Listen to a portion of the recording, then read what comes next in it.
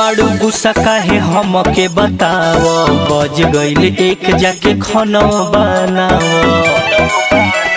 सुनो तारू का हो कइले बाड़ू गुस्सा काहे हमके बताओ, बज गईल एक जाके खाना बनाओ। हटी काहे मारो तारू हमके तू आलू चला के।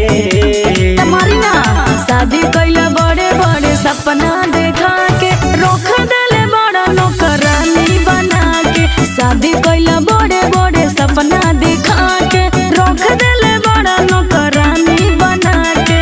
अरे मान जा हो मान जा।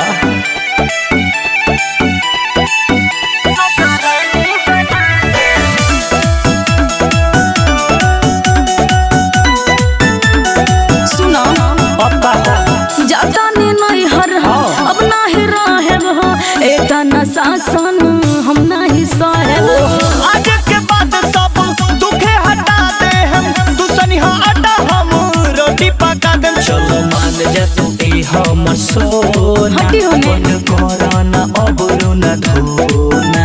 रखल चाहता रू हमके मेहर मौगा बना के, तोहर सब खेला बुझतानी। शादी कइला बड़े बड़े सपना देखा के, रोक देले बड़ा नौकरानी बना के। शादी कइला बड़े बड़े सपना देखा के, रोक देले बड़ा नौकरानी बना के।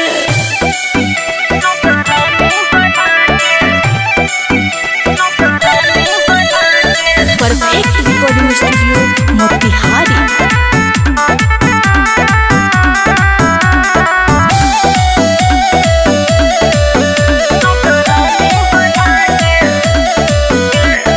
शादी से पहले रही पापा के पारी हो, दुख में जिंदगी अब काटे के पारी हो। कोरोना टेंशन तू पैसा कमा ले हम, जे जे कहबू हमके खाली झूठ बोलेगी। काहे लड़ी लो हमसे बात बात में, चलो कर जाओ काम सब साथ में।